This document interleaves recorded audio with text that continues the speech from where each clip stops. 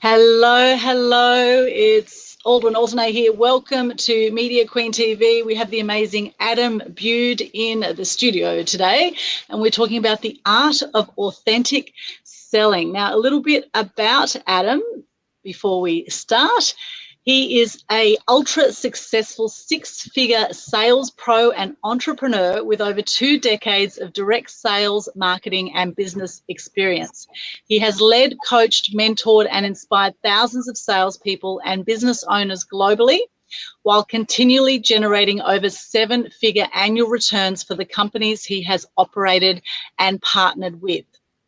Adam prides himself on his honesty, integrity, and authenticity when it comes to sales and leadership. And through the messages in his book, The Art of Authentic Selling, he wants to change the way sales are carried out in the world. Welcome, Adam. Thanks, Aldwyn. How are you? Excellent. Thank you. Excellent. Thank you so much for joining us today.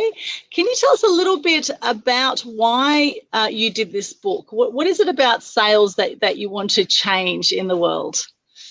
Yeah, that's a really good question. So I've got nearly 3 decades of direct sales experience in multiple industries, working for myself in business and also working for others over that journey as well. And I'm not sure if people are aware of the direct sales model, but it's a highly lucrative industry as far as sales go. It's all performance based, it's all commission based, and essentially, really what it is that you're finding yourself having to sell to make money, and it's as simple as that. And the pressure from the companies to sell their products, the performance pressure on the salespeople and the organisations to get their stuff out and about to the communities far outweighs the benefit of the products and the reasons why people need or want to buy them. So really, essentially, we're forcing ourselves upon people to buy products and services that they don't want, they don't need, and with clever marketing strategies, they tell people that they create a problem that they didn't even know that they had, and then all of a sudden, here's our solution to the problem you didn't even know that you had, and away they go. And seeing myself over the years becoming a closer, it was disgusting. I look back on it.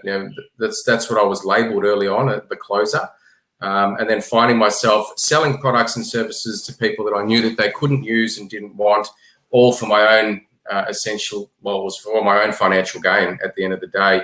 Over time, it just kept eating away at my moral and integral compass. And it got me to that point in my career when, I was earning some really good money selling stuff that I believed in. And then I realized that what I was selling to people, they couldn't use, and they were paying a lot of money for it. So at that point, there was a shift, and that shift is it's no longer about selling. It's about leading and just being genuine and being authentic and really providing solutions and services to people that they're looking for and that they want and that they need.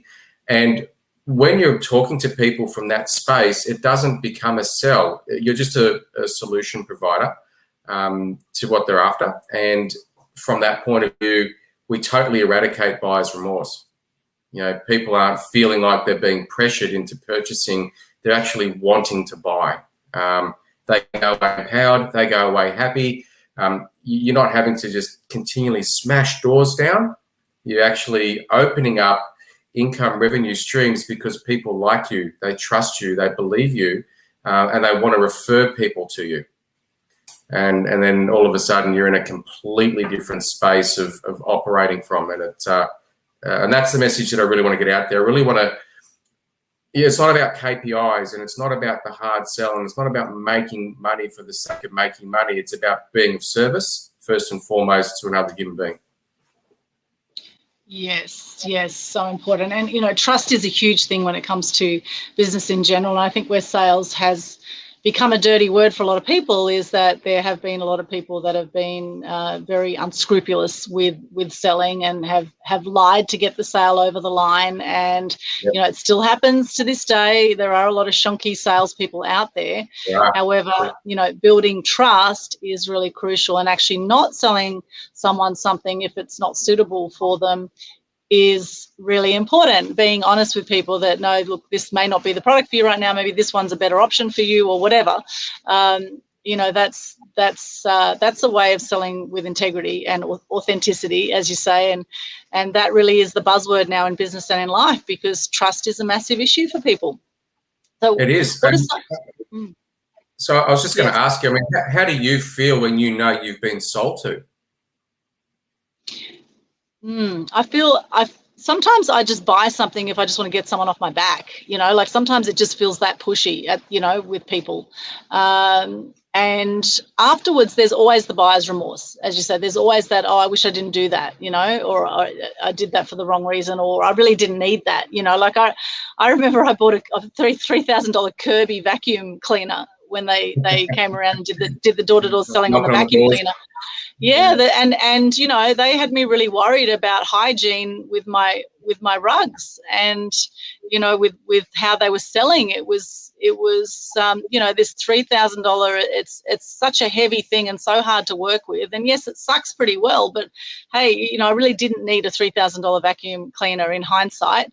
And you know, these kind of tactics where people, you know, find a problem, and they might alert you to a problem like hygiene or health, and then they dig the knife in and say, look, this is, you know, you're breathing this in and this is not safe for you or your family. You know, they kind of create this fear, you know, that wasn't there before. You know, and a lot of people buy out of fear. They buy because they think, oh gosh, how could I live with those little mites going around, or whatever it is, you know. And same with, like, you know, the Wenatex mattress people, they do the same kind of thing. You know, they say there's all these bed mites, and they, you know, they sell $5,000 mattresses or you know, plus, which, you know, they may be great mattresses, but is it really what you need? Do you really need, you know, that you know, that kind of quality and that to that extreme? So yeah, it's you feel pretty rotten. Yeah, and I'd like to see all that stuff gone. You know, I think if a company needs to force people to buy their products and service, they shouldn't be in business, because they haven't got really a product that people want or need. Yes. Yeah. Yeah. Yeah, that's right. That's right. And really everything we do is sales in one way or another. Even if, you know, if you're single, if you're looking for a relationship, that's a form of sales, right? You know, if you're in business at all, then everyone is a salesperson at some point. You know, nothing happens without a sale happening. So, Correct. you know, sales is not a dirty word. It's something that we all do every single day, whether we're conscious of it or not. It's just unfortunate there are some unscrupulous people in the industry who've given selling a bad name. However, you know, selling is being of service, as some people say. And if you look at it that way, if you always look at how you can be of service to people, then Correct. You know, that's the way forward. And you know, yesterday we were at a BNI event yesterday at Burleigh, and other business networking events. And I love at the business networking events, it's always about, you know, how can I serve you? How can I help you? It's not about just pitching your services at people, you know, and that's the thing is, you know, how can you serve? Yes. What were you going to say there, Adam? Yeah, I touched on that in my book, actually. Sales is the oldest profession, because everybody is selling. That's what we do. But it's not selling. It's just communication. And I spoke about this. I've got my book launch this weekend, and I've invited to the book launch our vets that look after our dogs. And the reason for that is that, would you think that a veterinarian clinic are in sales? Yes, they are. No, you wouldn't think so. They are, yes. But when I peel this back, what we're talking about is actually the intention that is coming across from the business as to the service that they're supplying. And I had we had a challenge with one of our older dogs. He was 15 at the time. And when we went down the journey with the vet, he needed his teeth done. but ultimately it was not about the procedure from a financial perspective for the vet. It's the best thing that we need to do for your dog, and what is the best thing for the dog. And that was the decision that we made, and we followed through with the procedure, not because it was a sale, but because it was something that we really wanted to do for our dog. So whether you're a vet, whether you're a doctor, doctors sell people all the time. You know, have you ever gone to a doctor and walked out with a prescription for something that, I mean, they're selling you that, you know, Yes. or whatever. So yeah, look, everyone sells, but I think what's changed is the industrial age has really made it all about money, money, money, money, and people are forced to do work and exchange values and time for that money in return. So it's all about what we're doing to get the money, as opposed to how can we be of service to you, and then money, because money is just an energetical exchange, and that's all it is. You know, there's $13 trillion of money that circles the planet every single day, and it goes in and out of everyone's bank accounts, but no one sees it. No one knows it's happening. No one touches it. It's just a number, and but that money that flows in and that money that flows out is because we're giving it to somebody because they're doing something to help us, or we're receiving it from somebody because we've done something to help them. And the intention behind the sale, that's where you talk about dodgy salespeople. You know very clearly when you're being sold to, because the intention is not to be of service. The intention is, how do I get the sale? Why? Because my intention is to make commission, not to help you with your problem. Yeah. And sometimes it can be disguised as, I'm really here to help you, but actually I just want the sale as well. So how do you decipher those ones? You know, like particularly with, you know, I've got a property at the moment I'm potentially looking to sell, and it's amazing how pushy, you know, salespeople can be when it comes to property. You know, and they say, oh, well, this is a great market, you'll get amazing prices now, etc. But you know that actually they just want to make their commission, right? So you know, how do you decipher the good from the bad? Well, it's really easy. You just follow your intuition, and one of the things that you know in your gut, if you've got that uncomfortable feeling that something's not quite right. You know, the BS detector that's our internal guidance system that's moving us to where we need to be. We know that our heads are the things that always muck up. It's never our intuition. So if something doesn't feel right, walk away. It's as simple as that. You know, I'm a business broker by trade, and I actually turn businesses away because, you know, I'm not going to take commission from people if I can't actually work with them. Now, that might disappoint them, or they might be grateful that I'm being honest. You know, and you can tell very quickly when you're dealing with genuine people or not. Yes. And they say there's three brains. You've got your mind brain, your heart brain, and your gut brain. And, you know, some people say your intuition's actually in your heart brain. So, and how can you tell the difference? And often, you know, the mind brain is all the monkey chatter, all the, you know, all the constant, you know, riffraff and conversations going on in your mind, whereas your heart or your gut, you know, usually you'll just get this feeling, and you may get goosebumps, and you may get, you know, a sort of feeling of moving forward, or some people get emotional when they listen to their heart or their gut brain. So what are some ways that you tell, Adam, if it's your intuition versus your mind? How do I tell if it's my intuition or my mind? Yes. How do you tell if it's your heart speaking, or your gut speaking, or your mind speaking? Well, your gut's giving you a physical reaction, and from me, my heart is more my soul, and my gut is more my guidance system. Right.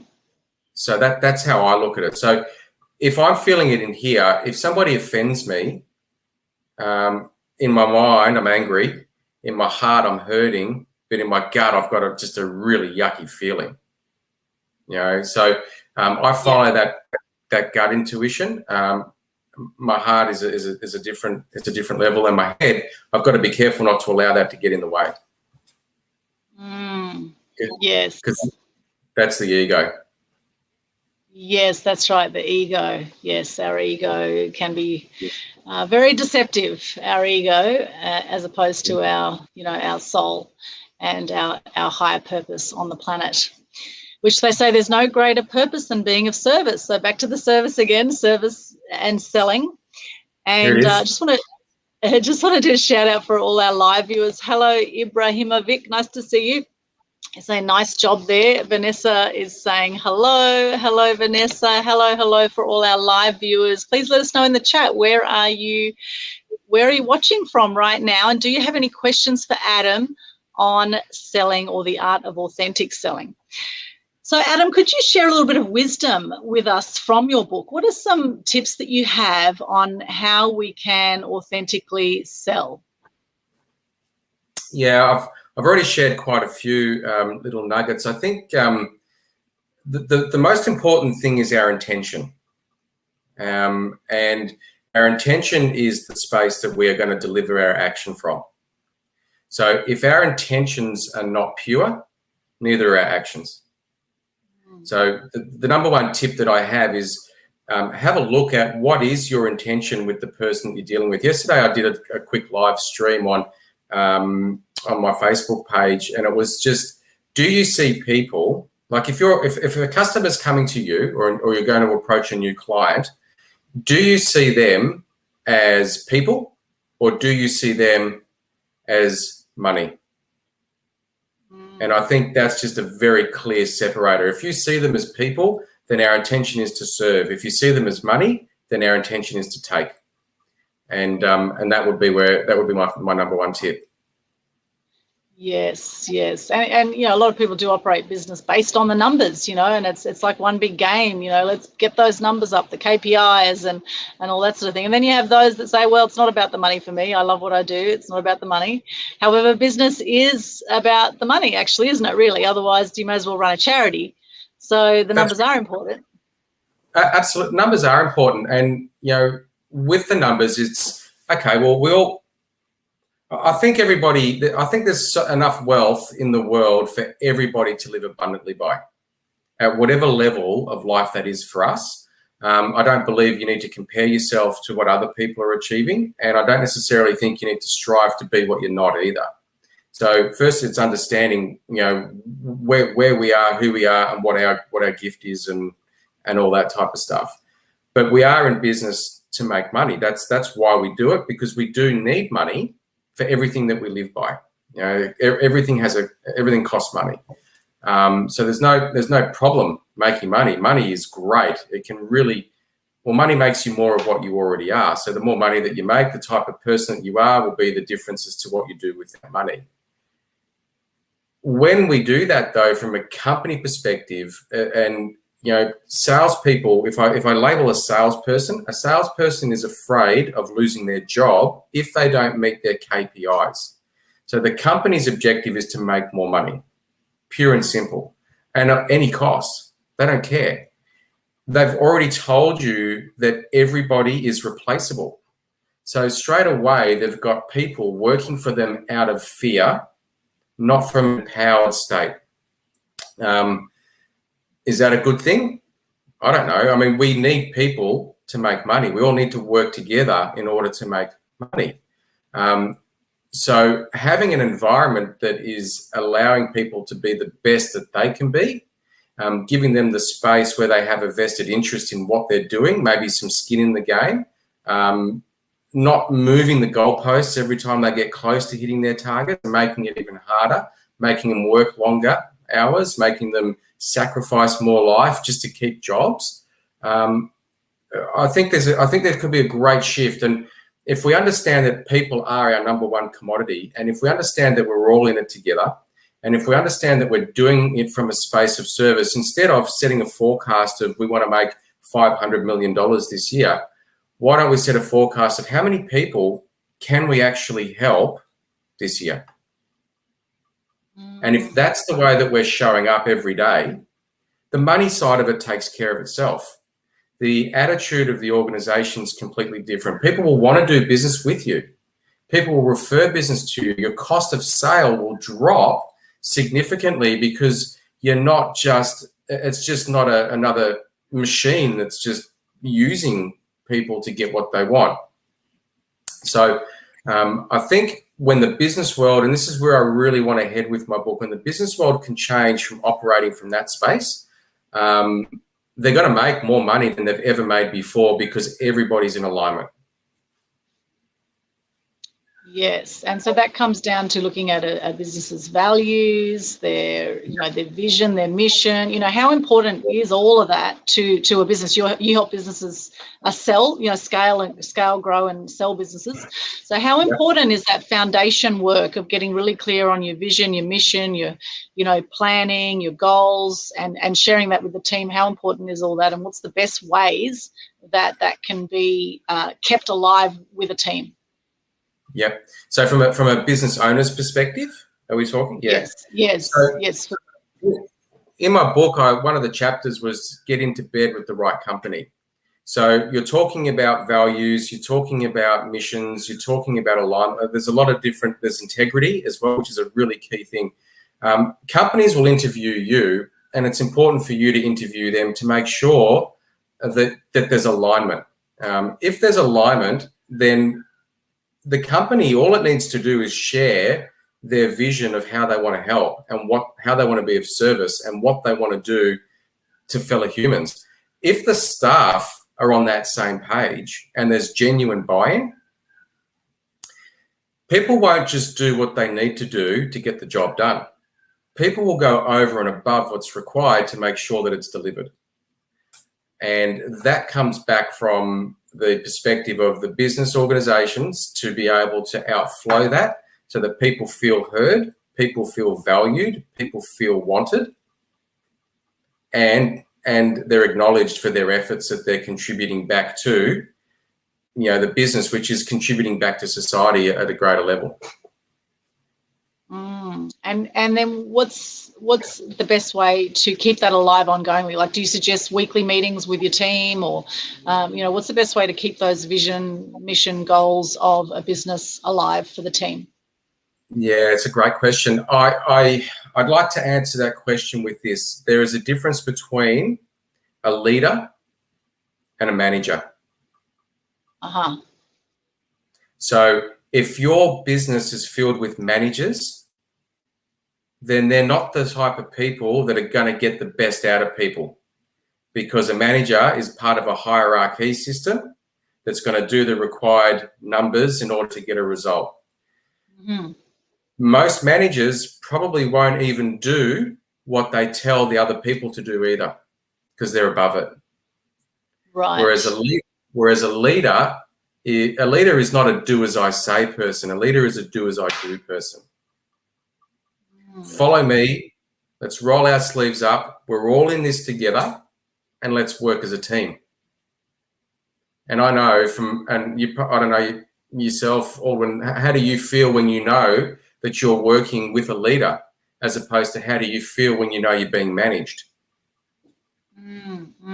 Yeah, you feel like you're actually part of the team as opposed to being dictated to. And you want to follow. And you're happy to help. You're the first person. Yeah, and you're inspired by that person usually. A leader inspires you, whereas a manager, they can be blunt, abrupt, just want the bottom line, just very cold. I see cold versus warm.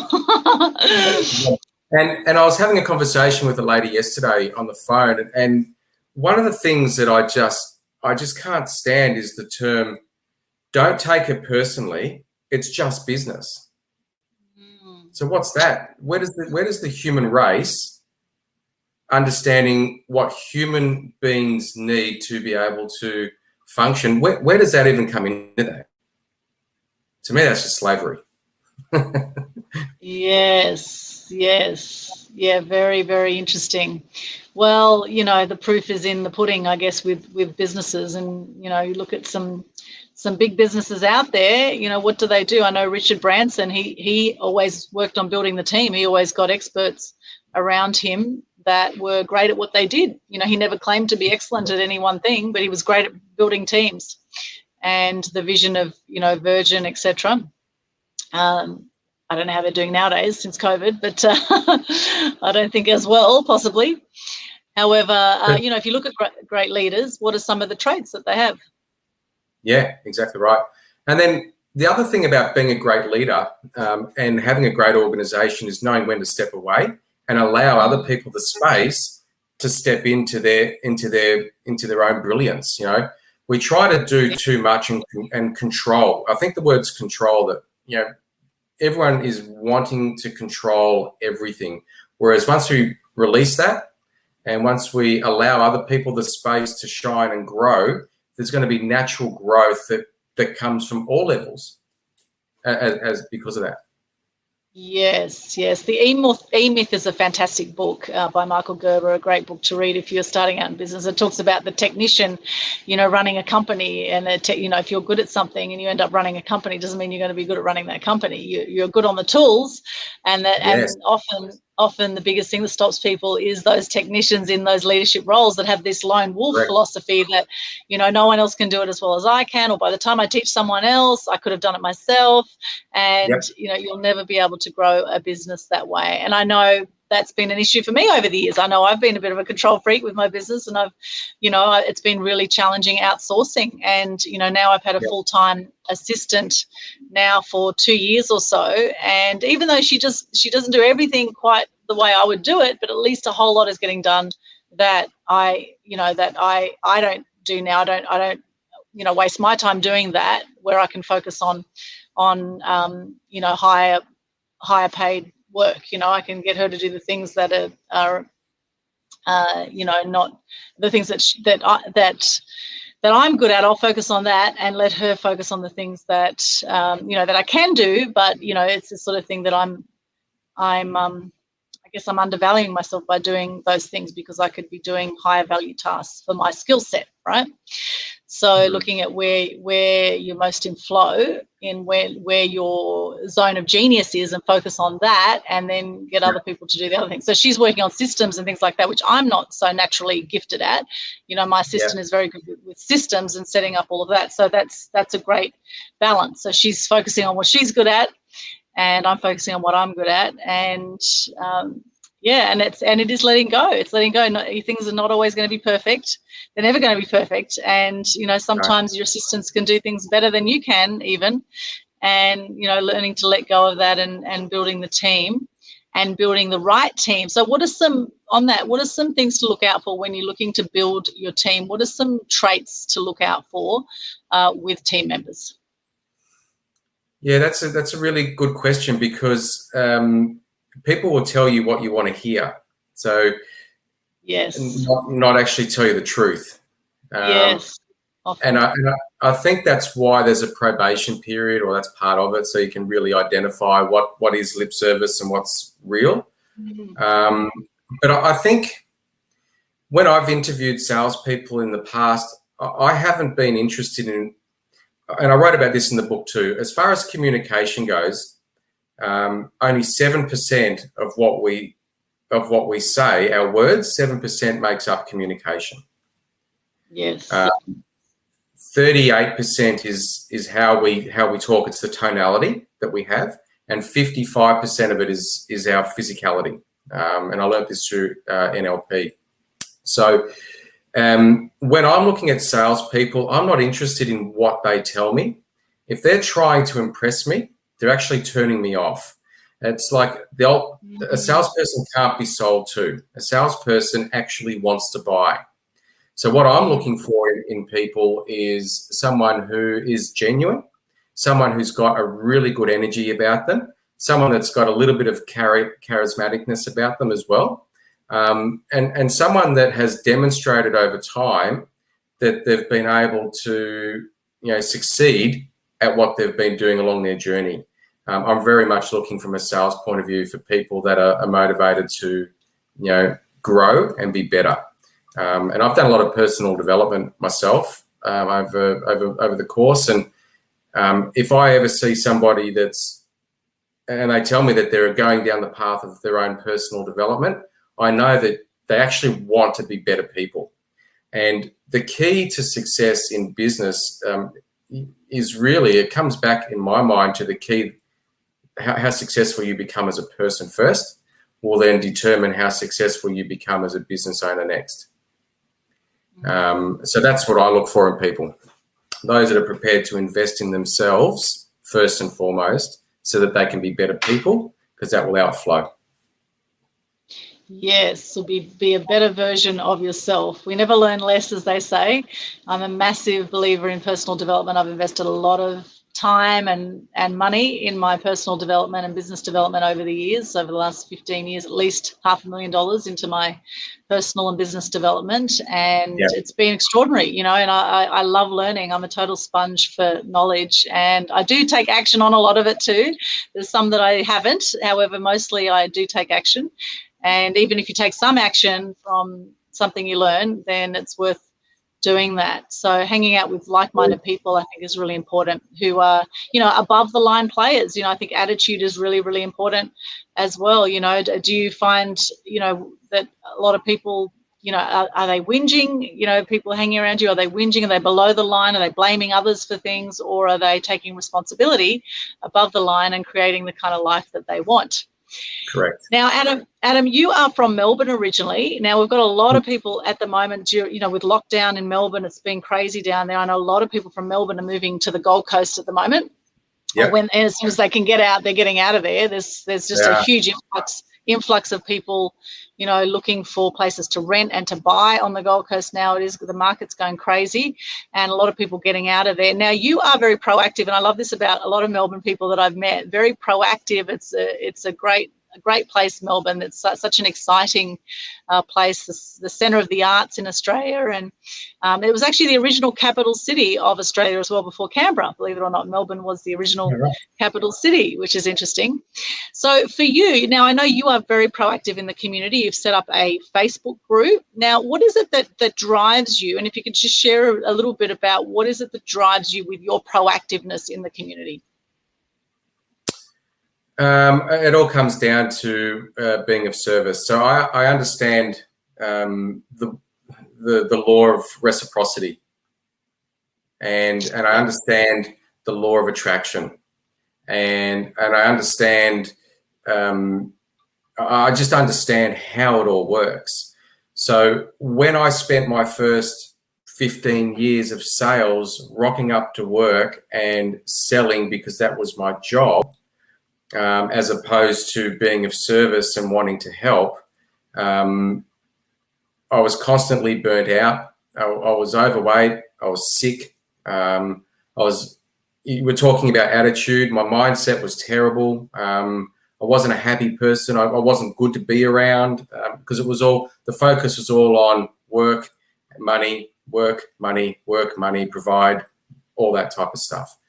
And through my journey, you know, through meditation, through yoga, through, you know, things like Reiki, understanding how the human beings work. You know, when COVID hit, I set up a men's group called the Man's Clan, and that's all to help guys with their state of mind. You know, for me, state of mind is everything. You know, having a positive mental state is the key to not only having a full life, but having a fulfilled life, you know, and not getting caught up so much on, because there's so much stuff that happens to people all day. We've all got it. And if I look back at all the dark times that I've had in my life, all the great stuff has come on the other side of the darkness every time. So I know that people are going to be going through the journeys, and I know that we're talking about leadership versus management a minute ago. I honestly believe that I'm here to experience things so that I can then go and teach others when it's their turn to experience things in life too. And I understand that the biggest lessons I've ever had in life have not come out of a book or out of a classroom. They've all come out of life experience. So if I can be a demonstration of what's possible for other people, just by showing up every day and just taking that next step, and then I know that indirectly I'm going to have an impact on somebody's life. And, you know, we all talk about legacies. You know, when it's lights out, when we get to that stage of our life and when we evolve on, what's the point of going through life if you haven't been able to impact people in a positive way along your journey? Yeah, absolutely. Yeah, I love that. I love that. And how important is family to you? Everything. So everything that I do for my family. And we'll talk about Melbourne. So I grew up, and this is an interesting thing about how I see the business world changing. My father was never there for me growing up because he was constantly working. So I never had that male influence that I needed in my life as I was growing up. And that's what I strived for as a kid. Same as him as his dad. He never had that either. So when we left Melbourne a decade ago and started a new life from scratch, I was on the other side of depression. We had twins, and I had postnatal depression, and I was in a really dark place. And that prompted the move up here. So when we moved up, it was a conscious decision that I was going to be, whatever work that I did, it was going to be around my kids.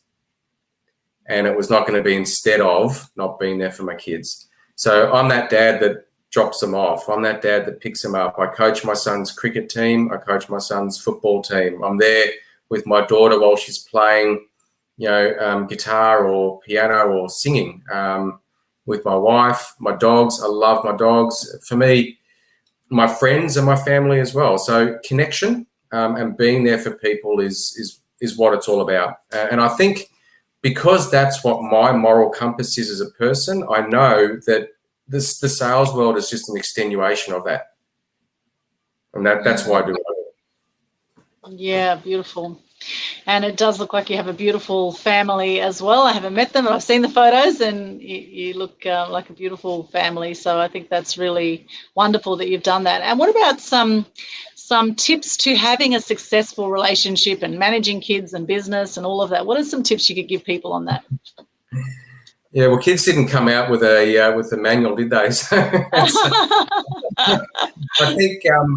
I think my greatest lessons in life have come from my kids, really. So the key, Amanda and I, we've been together since 2001, and we very are much yin and yang. We both, my weaknesses are her strengths, my strengths are her weaknesses. We complement each other very well. Like any relationship, it's never always chocolates and roses, but it's an underlying love that we just have for each other. And with our kids, to be able to be part of their journey and just hear them and just listen to them and not treat them as a child, but treat them as a person, because they are. And that was a really big lesson that we had, because we had boy-girl twins, Josh and Bree. And Josh and Bree were always labelled as one, the twins. Whereas we kept saying they're not. It's Josh and it's Bree. They're two completely different human beings, and we've always treated them as such. So I think a healthy family unit, if that's the attitude that you have, that's great. I think that can also now be taken into the business world too. And you're running your business, and this is where we were sort of coming from before. If you're running your business from that point of view, imagine rocking up to work one day and, the people that you see as your superior say, "How's Amanda? How the kids? How do they go at football on the weekend? How do they go at cricket?"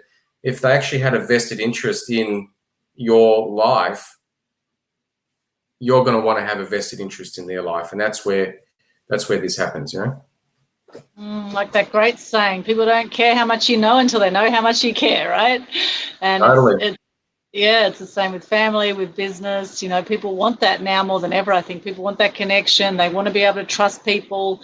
Of course, there are a lot of scam artists out there. There always has been since the beginning of time, and they will continue to be out there. So the thing is to learn to recognize when you are coming across a con artist in the selling game or in any game, and trust your gut. Trust your gut. Trust your instinct. Yeah, and I call it have your BS antennas on. So if they're always on, you can just pick up the BS around you, and you can just give them a thumbs up and say, "Thanks, I'm good." Yeah. and sometimes it is hard to tell, and I know I've been ripped off over the years. I've come across a few con artists, unfortunately. However, I've learned now to do my due diligence better before investing in things, or just to take my time more. If there's any sort of doubt there around something, then I would suggest just hold back, right? And you mentioned meditation and yoga. These are things that I do, and I know that a lot of successful people do this. They particularly meditate, right? Meditation, yoga, taking that quiet time to actually come back into your body rather than out in the busyness of the world in your mind so much. And meditation really helps you slow down and come into that that authentic place, I guess, that God energy, or whatever you want to call it, the universal love energy that is within us and all around us, coming back to that space, to your true self, which is love.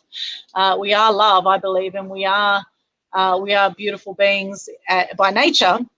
Yes. And I think some people have just become, bitter and twisted as they've got older, and they maybe haven't dealt with traumas from the past, or trust issues, etc. So it is an ongoing journey. And you also mentioned that that it's through the dark times that you get the biggest learnings. And there's a great saying about that too, that at the end of every breakdown, there's always a breakthrough. Right. So actually being willing to go through that roller coaster ride of life, and being okay and looking for the gifts when things are up and when things are down. There's always gifts in all parts of the journey on the roller coaster ride of life, whether you're going up or down or round and round, or whether you feel like you're going backwards, or sometimes they say also we need to slow down to speed up as well, right?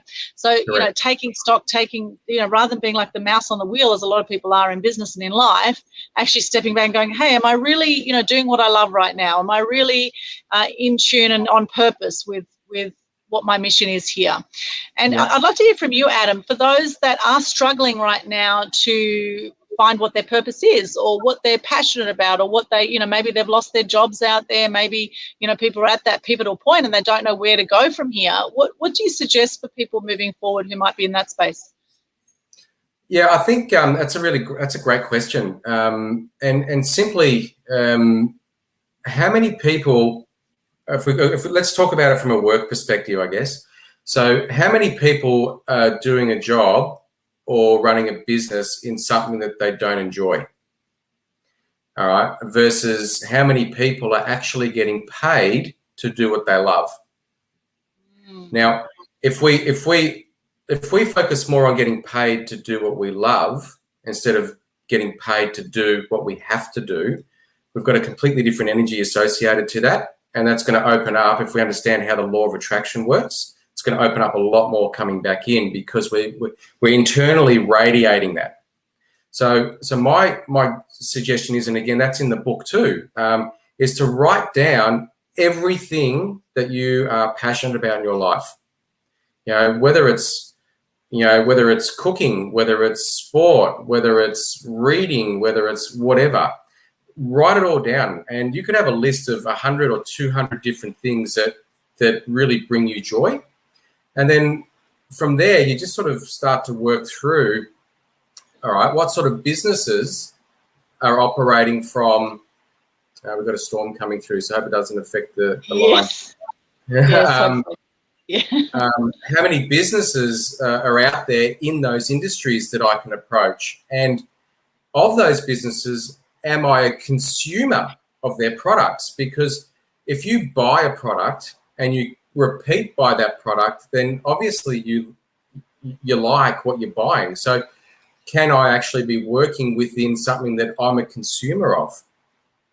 Because you're naturally going to be more passionate about it as well. So I think it's about getting clear on what brings you joy, and getting clear on where your passions lie, and getting clear on how. And I mean, I'm 47 now, and it's taken me up until I've written my book to really get clear on what my purpose is in life. And I remember all the way back through in my late 20s when I did my first Anthony Robbins seminar, what's my purpose in life? I've been chasing this thing for 20 years, and I wrote down the purpose was to be successful and fulfilled, and to enjoy being happy, healthy, and loving, and to appreciate myself and others. now I flip that around. It's actually appreciating myself, being happy, healthy, and loving as whatever, and then I am successful and fulfilled because I've already got that. So that was the switch. So yeah, find what you're passionate about and see how you can move into that. And if money wasn't an issue, what would you love to do? There's a great question to ask. Yeah, what would you love to do? Well, so we are exactly the same age. I turned 47 on January 16. When's your birthday, Adam? It was December 18. Ah, you just turned 47. So you're okay. 1 month and 2 days older. Wow, amazing! Look at that. Who would have known? Amazing. And you've got a great Facebook group. Can you share a bit about the Facebook group for those on the Gold Coast and how they can get involved with that? The business one, yep, it's Gold Coast, Gold Coast Business Group. That's purely designed for business owners here on the Gold Coast. And this group is all about, again, being of service and adding value and giving back. What I see in all these different groups is all I see is people just spamming themselves, and there's no interaction. People don't like it. People hate it. And there's no one offering any value or any service. So I've started this group just recently, which you're part of, and that's actually where we met, through that group. Yes. Which is great. And I'm going to be interviewing experts in their industries on the Gold Coast weekly, where we can all share and add value and contribute back, so that we can help other business owners grow and evolve within their own businesses as well. By doing that, we're going to be able to spread the love out through the community. There's a ripple effect that will just keep going. Because of that, there's going to be more business owners that are going to want to come in and be of service to each other. And it will provide a fantastic referral network for people as well, where, for anyone that's active in that group, if you're seen as a contributor and you're seen as someone that's giving back, and people know who you are and what you do, you're always going to be that first person that they are going to call if they need help with what your services are. So it's going to be a natural on-flowing business revenue stream for people, I'm sure, that they're going to get indirectly from the service that they offer other business owners. And that's the thing to remember too, is that only 3% of people are ready to buy your product at any one time, usually there and then. So it really is about building those relationships over time. It's like, you don't, on your first date, you don't ask someone to marry you generally. You go on a few dates first, get to know someone, right? So it takes time. It's like that in business as well, before people want to do business with you often now. I think it's at least 9 touch points that people need now. Is that right, Adam? Do you know the number of touch points? Depends who you ask. Last person I heard was 11. Someone told me it was 17. Basically, what that means is that people have been hounded and hounded and hounded, and they're switched off. And that's why you can throw so much money into your marketing streams and just continually try and find new funnels to generate new leads. But ultimately, you're not connecting with your audience. But through a community, you absolutely are. So great. And, BNI is one of those communities. There's other amazing business communities like BX out there. There's a whole lot of different business type communities out there and different groups that you can join and where people do support each other too, which is wonderful. So, joining a community where you have some kind of accountability like BNI does, you have referrals and, you have a group to show up to. And so, if you're not doing the right thing by people, it will soon come out in the group and that will be exposed. So, however, BNI, I must say, yesterday I was very impressed with the meeting of about 50 people at Burleigh, and there was some phenomenal connections and referrals and shout outs to people that were happening. So it's a wonderful network there and really works well. One guy there had 300 grand's worth of business in the last year just from the BNI group. I thought, wow, that's amazing. Yeah, and that's the thing, if people like you and they trust you and then they're going to go to you first before they go to somebody else. If you follow through with what you say you'll deliver, I've been a massive believer, and this is a great tip for salespeople. Don't chew someone's ears off. Telling is not selling, and this is where leadership comes into play with sales. I would much rather under-promise and over-deliver than talk it up and fail dismally. If I under-promise and over-deliver, the person that I'm dealing with, they're rapt. They're excited. You've actually made a difference to them that they may or may not have been expecting. And they are going to be a raving fan. They will be your marketing network forever.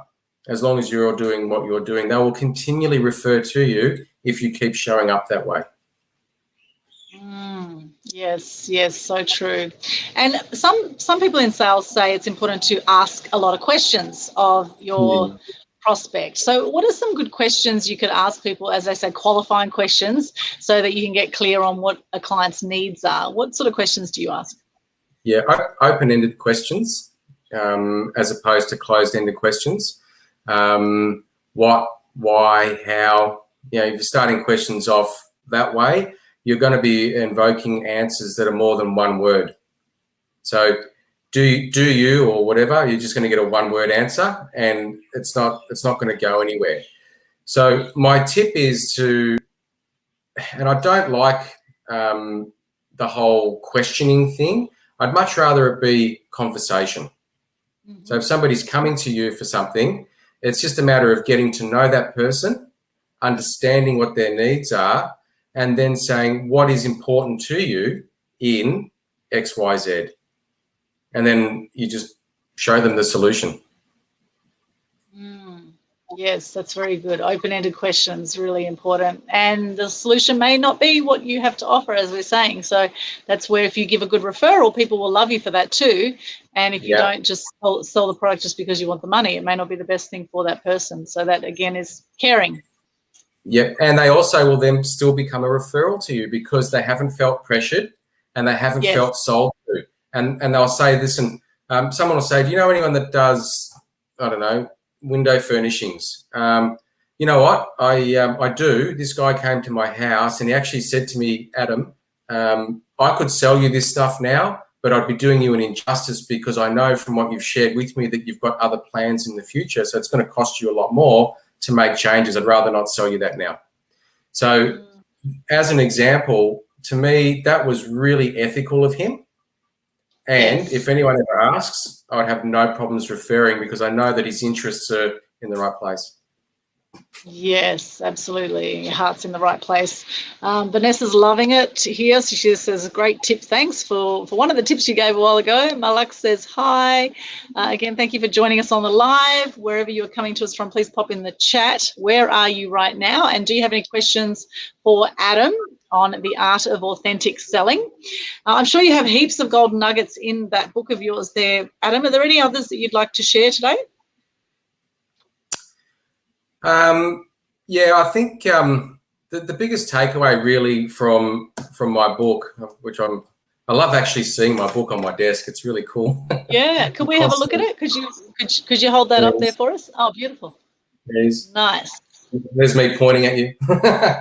I like it. I like it. I think you know, the biggest takeaway is really about just being of service and connecting with people. And then everything else is just an energetical shift. It's an energetical exchange, and that's what we are. We're human beings. We're energetical creatures. We want to feel good, and the best way to feel good is to help somebody else. And I don't know about you, but if I've actually helped someone and I know I've made a difference in their life for whatever reason, it brings me joy. Contribution is a beautiful thing. Contribution to those around you, and you know, there is so much we can give in any moment. It's all a matter of choice, and you know, doing the right thing by people, and that back to authenticity. You know what is the right thing to do, and you know, treat others as you would like to be treated, as they say. And you know, these are golden rules for life and for business.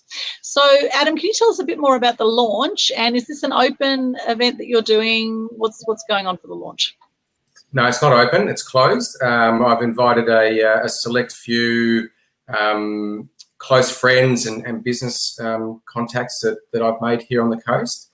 But I will be streaming it live. I'm going to see how that goes with the Facebook Live. So it's out for everybody. But So stay tuned. That'll be on Sunday, Queensland time, 3 p.m. And I'm very much just looking to share the fact that I've been over 30 years or 28 years. I've been in sales, and I've done sales for the wrong reasons. I've done sales and sold stuff to people for my own personal interests, and I've done that for many years in order for us to survive. But flipping that around to knowing about 8 or 9 years ago that that's just not how it is, learning how to unsell to move forward in life and actually being of service. It is a complete 360, but I know that I've done it, and I've known that I've learnt those lessons through my journey. So I know that that's the message that I want to get out to the world. So if that resonates with you, grab a copy for all.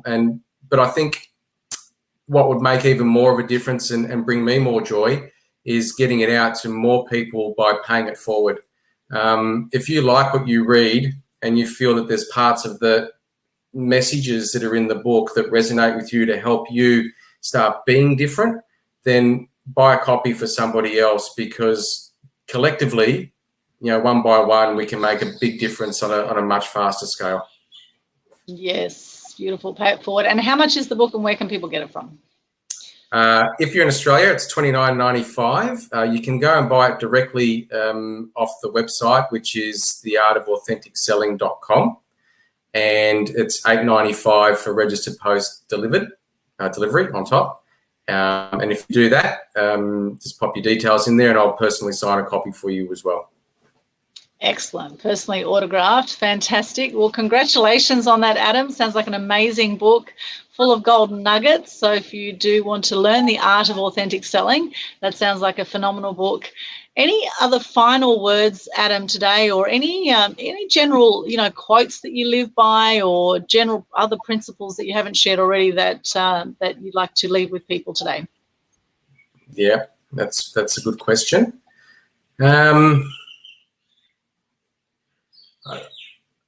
I just think I'm just excited about making a change in the way that business is done and exchange has occurred. I really want to see a shift in that. I don't ever want to be forced to buy something, and I don't want anyone else to feel what it feels like knowing that they're being forced to buy something. I'd love to see everybody in a business sense just buying because they're empowered to buy, and it's going to bring them joy, and it's something that they want to have in their life. And if a salesperson can help facilitate that, then that to me is a really, really good world to live in. Yes, fantastic. And any favourite quotes that you have that you... Oh, I've got so many, Aldwyn. No, nothing that's coming to mind now that I can share. I think I've just shared so much in the hour that it's all in there. Okay, there'll be some in the book, I'm sure. One of my favourite quotes is a Margaret Mead quote, and it's, "A small group of thoughtful people can change the world. In fact, it's the only thing that ever has." I've got one. Yes. And this is not a quote, but this is the message that I think is great for you to live by. Don't be afraid to fail. There is no such thing as failure in life. There's no such thing as failure in business. All right. It's only feedback that we get from it. If you are failing, it means that you're having a go. And don't let that stop you from having another go. Take the lessons that come from it. I used to say to all my sales team, I want you to fail your way to success. You touched on it earlier. In sales, the end goal is the outcome. It's the sale of the product. In life, we're all working for this end goal, but there's no such thing as an end goal in life other than death. So life itself is a journey. And through that journey, we're getting all of our lessons. And through these lessons, hopefully what you learn, you can then share and teach the next person that's coming on that journey with you. So fail your way right through to the end. I love that. I love that. And, as you say, failure, just because you failed something doesn't mean you're a failure as such. It doesn't mean that you're a loser in any way. It means that you're actually having a go. You're on the journey of life. You're taking on some challenges. And of course, at times you're going to feel, sometimes things won't go exactly as you planned. And maybe sometimes that's actually a good thing, because maybe there'll be other lessons on the other side of that you didn't see initially. And there's always learnings in every challenge. And if you're playing a big enough game in life, you will be taking risks, as a lot of successful people do. They take more risks than other people. They take a lot of action. And when they come up against some challenges, they're always looking at, what are the learnings here? How can we move through this in the best way possible? And I think that is really, really crucial, having a great mindset around everything you do and enjoying this amazing journey of life, because there's one certainty: we are all going to die eventually, right? And it is such a short time that we are here on the planet. When you look at eternity, we're all like, children in a way. We're all like children fumbling our way through life to, have the best experience of life while we're here. And we never know when it's all going to be over. So make the most of every moment. Agreed.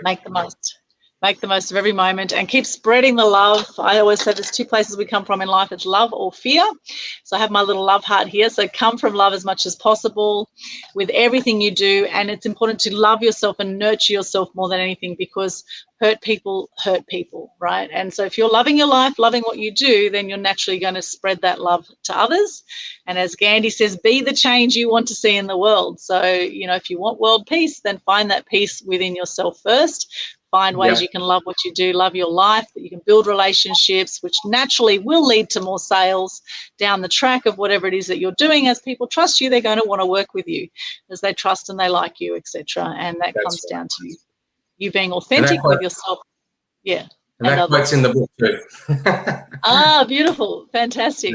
Awesome. So check it out, theartofauthenticselling.com. theartofauthenticselling.com. Yeah. theartofauthenticselling.com. Check it out. Congratulations once again, Adam. Thank you so much for your time here today. Any final words before we wrap up? No, I think we've given the audience a great listen. Excellent.